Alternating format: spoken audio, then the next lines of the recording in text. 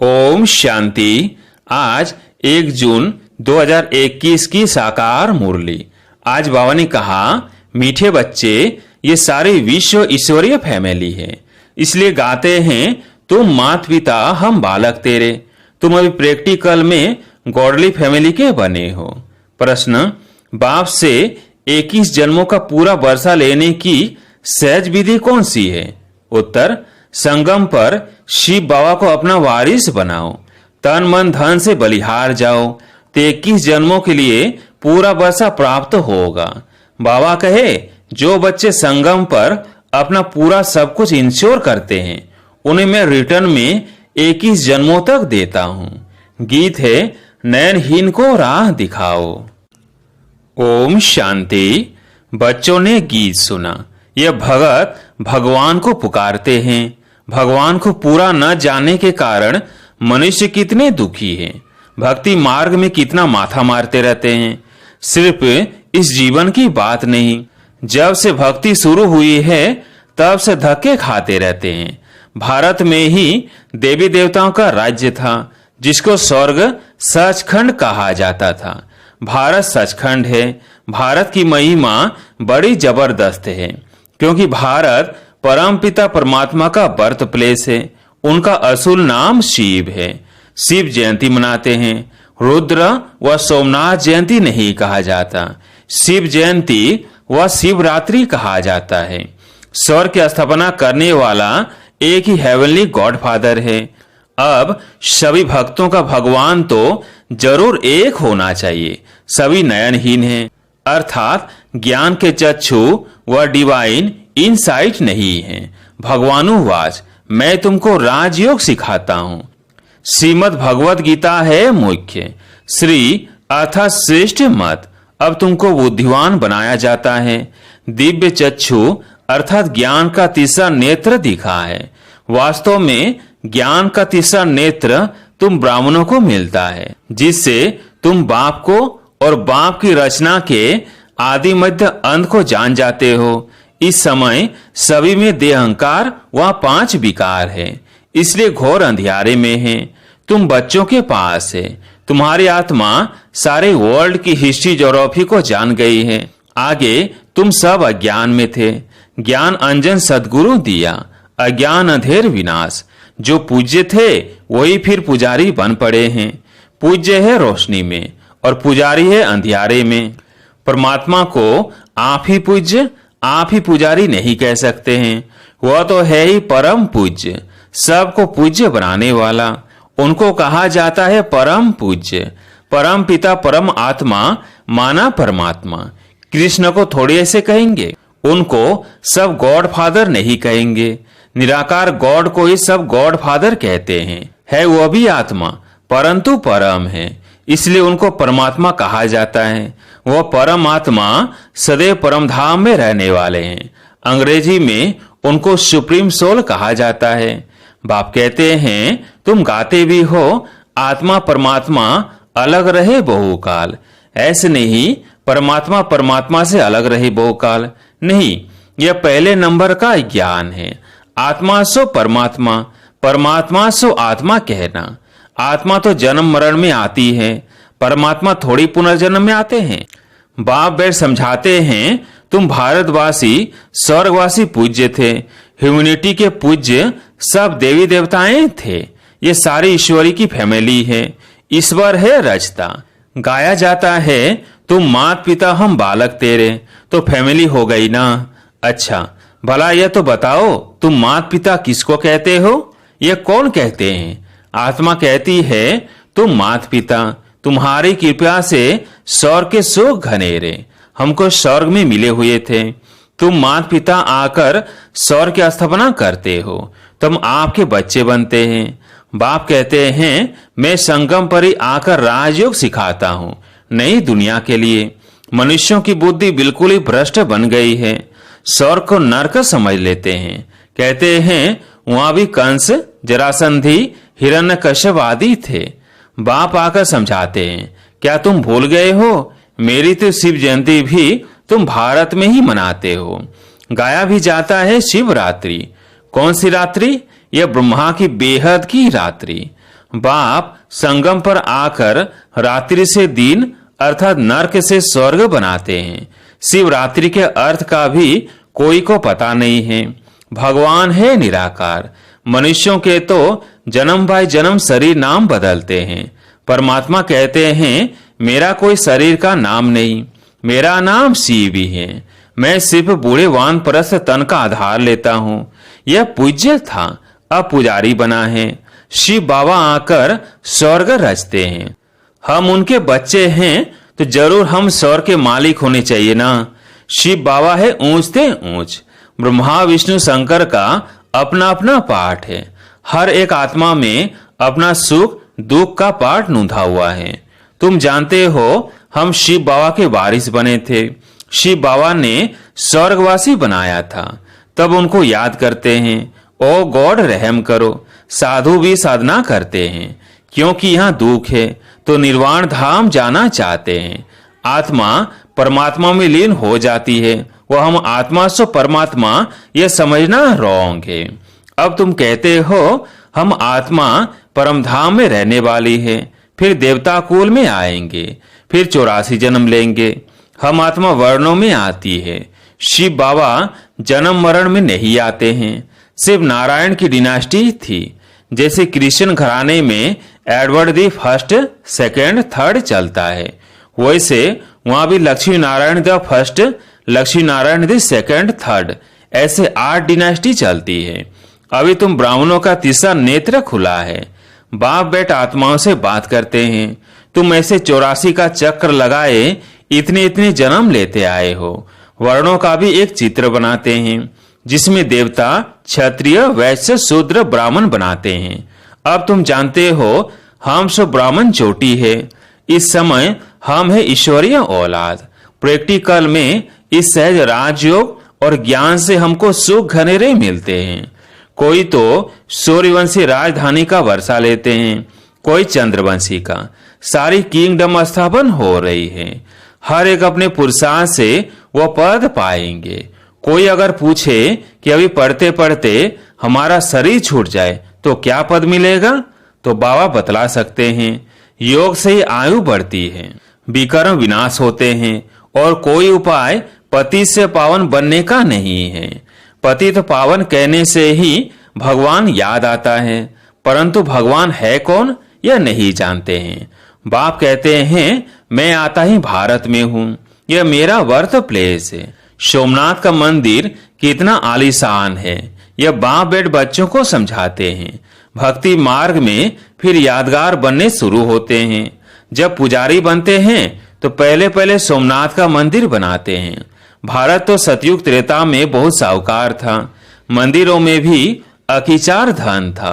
भारत हीरे तुल्य था। अब तो भारत कंगाल कौड़ी तुल्य है। फिर बाप आकर भारत को हीरे तुल्य बनाते हैं।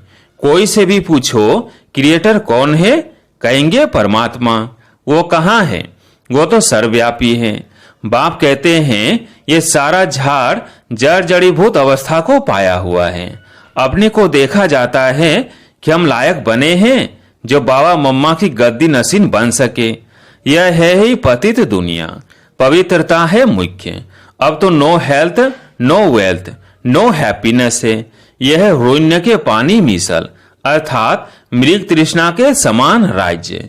इस पर भी दुर्योधन की कहानी शास्त्रों में लिखी हुई है। दुर्योधन बिकारी को कहा जाता है। द्रौपदियां कहती है हमारी लाज रखो। सब द्रौपदियां है ना, यह बच्चियां स्वर्ग का द्वार है। बाबा कितना अच्छी रीति समझाते हैं। जिनका बुद्धि योग पूरी रीति लगा हुआ होगा तो धारणा भी होगी। नॉलेज ब्रह्मचर्य में ही पढ़ी जाती है। बाप कहते हैं गृहस्थ व्यवहार में रहते कमल फूल समान रहना है। दोनों तरफ निभाना है। मरना भी जरूर है। मरने समय मनुष्य को मंत्र देते हैं। बाप कहते हैं कि तुम सब मरने वाले हो। मैं कालों का काल सबको वापस ले जाने वाला हूँ, तो खुशी होनी चाहिए ना। फिर जो अच्छी रीति पढ़ेंगे वह स्वर्ग के मालिक बनेंगे। नहीं पढ़ेंगे तो प्रजा पद पाएंगे। यहाँ तुम आए हो राज्य पद पाने। यह पढ़ाई है। इसमें अंधश्रद्धा की तो बात ही नहीं। यह पढ़ाई है राजाई के लिए। जैसे पढ़ाई की एम ऑब्जेक्ट है बैरिस्टर बनेगा, तो योग जरूर पढ़ाने वाले टीचर से रखना पड़े। यहाँ तुमको भगवान पढ़ाते हैं तो उनसे योग लगाना है। बाप कहते हैं मैं परमधाम बहुत दूर से आता हूँ। परमधाम कितना ऊंचा है, सूक्ष्म वतन से भी ऊंच। वहां से आने में मुझे सेकंड लगता है, उनसे तीखा और कुछ हो नहीं सकता। सेकंड में जीवन मुक्ति देता हूँ। जनक का मिसाल है ना, अभी तो नर्क पुरानी दुनिया है, नई दुनिया स्वर्ग को कहा जाता है। बाप नर्क का विनाश कराए स्वर्ग का मालिक बनाते हैं। बाकी सब आत्माएं शांति धाम में चली जाती है। आत्मा इमॉर्टल है, उनको पाठ भी इमॉर्टल मिला हुआ है। फिर आत्मा छोटी बड़ी कैसे हो सकती है, अथवा जल मर कैसे सकती है ही स्टार, बड़ा छोटा हो न सके। अब तुम हो God fatherly student. God father knowledgeful blissful है, वह तुमको पढ़ा रहे हैं। तुम जानते हो इस पढ़ाई से हम सो देवी देवता बनेंगे। तुम भारत की सेवा कर रहे हो। पहले पहले तो बाप का बनना है, और जगह तो गुरु के पास जाते हैं, उनका बनते हैं, अथवा उनको अपना गुरु बनाते हैं। यहाँ तो है बाप, तो पहले बाप का बच्चा बनना पड़े। बाप बच्चों को अपनी जायदाद देते हैं। बाप कहते हैं बच्चे तुम एक्सचेंज करो, तुम्हारा ककपन हमारा और हमारा सब कुछ तुम्हारा। देश सहित जो कुछ है वह सब मेरे को दो। मैं तुम्हारी आत्मा और शरीर दोनों को पवित्र बना दूंगा और फिर राजाई पद भी दूंगा। तुम्हारे पास जो कुछ है तुम बलि चढ़ा दो तो जीवन मुक्ति मिलेगी। बाबा यह सब आपका है। बाप कहते हैं तुम मुझे वारिस बनाओ। मैं 21 जन्म तुम्हें वारिस बनाता हूँ। सिर्फ मेरी मत पर चलो, भल धंधा आदि करो, विलायत जाओ, कुछ भी करो, सिर्फ मेरी मत पर चलो। खबरदार रहना, माया घड़ी घड़ी पछाड़ेगी। कोई विकर्म नहीं करना। सीमत पर चलेंगे तो श्रेष्ठ बनेंगे। अच्छा, मीठे मीठे सिकिलदे बच्चों प्रति माता पिता बाप दादा का याद प्यार और गुड मॉर्निंग। रूहानी बाप की रूहानी बच्चों को नमस्ते। हम रूहानी बच्चों की रूहानी बाप दादा को याद प्यार गुड मॉर्निंग नमस्ते नमस्ते। धारणा के लिए मुख्य सार। पहला पॉइंट, आत्मा और शरीर दोनों को पावन बनाने के लिए देह सहित जो कुछ है उसे बाप के हवाले कर उनकी सीमत पर चलना है। दूसरा पॉइंट, माता पिता के गद्दी नशीन बनने के लिए स्वयं को लायक बनाना है। लायक बनने के लिए मुख्य पवित्रता की धारणा करनी है। आज प्यारी मीठे बाबा का वरदान, निमित्त बनी हुई आत्माओं द्वारा कर्म योगी बनने का वरदान प्राप्त करने वाले मास्टर वरदाता भव। निमित्त बनी हुई आत्माओं द्वारा कर्म योगी बनने का वरदान प्राप्त करने वाले मास्टर वरदाता भव। जब कोई भी चीज साकार में देखी जाती है तो उसे जल्दी ग्रहण किया जा सकता है। इसलिए निमित्त बनी हुई जो श्रेष्ठ आत्माएं हैं उन्हों की सर्विस, त्याग, स्नेह, सर्व के सहयोगीपन का प्रैक्टिकल कर्म देखकर जो प्रेरणा मिलती है वही वरदान बन जाता है। जब निमित्त बनी हुई आत्माओं को कर्म करते हुए इन गुणों की धारणा में देखते हो तो सहज कर्मयोगी बनने का जैसे वरदान मिल जाता है। जो ऐसे वरदान प्राप्त करते रहते वह स्वयं भी मास्टर वरदाता बन जाते हैं। स्लोगन, नाम के आधार पर सेवा करना अर्थात ऊंच पद में नाम पीछे कर लेना। नाम के आधार पर सेवा करना अर्थात ऊंच पद में नाम पीछे कर लेना। अब सुनते हैं मातेश्वरी जी के अनमोल महावाक्य। हेडलाइन, सच्चे पातशाह परमात्मा से सच्चा होकर रहो। इसी समय अपने को बाप परमात्मा द्वारा यह फरमान मिला है, निरंतर मेरी याद में रहो। योग का अर्थ है ईश्वरीय याद में रहना। योग का अर्थ कोई ध्यान नहीं है। अपना यह सहज योग जो चलते फिरते काम काज करते उसकी याद में रहना, जिसको ये अटूट अखंड योग कहा जाता है। परंतु इसमें निरंतर रहने की प्रैक्टिस की दरकार है। अगर उसके फरमान पर फरमानदार हो नहीं रहेंगे, कुछ कोताही करेंगे, अर्थात अवज्ञा करेंगे तो दंड जरूर भोगना पड़ेगा। उनका फरमान है, जैसा कर्म मैं करता हूं मुझे देख तुम भी फुट स्टेप लो, नहीं तो माया की चोट खाएंगे। सच्चे पातशाह से सच्चा होकर रहो। जो भी कुछ माया का विघ्न सतावे वो भी इनके आगे रखना चाहिए, तो उनकी मदद से माया हट जाएगी, रास्ता क्लियर हो जाएगा। फिर तो जहां बिठाए, जैसा चलाए, जो खिलाए, रास्ता क्लियर हो जाएगा। ऐसा साथ देने की बहुत हिम्मत चाहिए। ऐसे महान सौभाग्यशाली बिल्कुल थोड़े निकलेंगे। वो विजय माला में जाएंगे। बाकी भाग्यशाली हैं जो थोड़ा बहुत लेकर जाकर प्रजा बनेंगे। तो थोड़ा मिलने में खुश नहीं हो जाना। अपनी इच्छा तो संपूर्ण हो, साहस रखो, आगे बढ़ना है। माया विघ्न डालेगी परंतु उसके ऊपर विजय पानी है। इसमें अगर भूल की तो निश्चय की कमी है, कुछ अपनी धारणा में कमी है, यह अपना कसूर है। इसमें लोकलाज कुल मर्यादा को तोड़ना पड़ता है। जब यह तोड़ेंगे तब सच्चे पारलौकिक देवी मर्यादाओं को पाएंगे। यह बिकारी दुनिया तो जाने वाली है। देखो, मीरा ने भी लोकलाज खोई तब गिरधर को पाया। अगर उस लोकलाज को रखेंगे तो इस देवी लोक की भांति बन नहीं सकेंगे। अब कल्याण अर्थ ईश्वरीय राय तो दी जाती है। अब यह अपनी बुद्धि का फैसला करना है, क्या करना है, क्या उचित है। अच्छा, ओम शांति।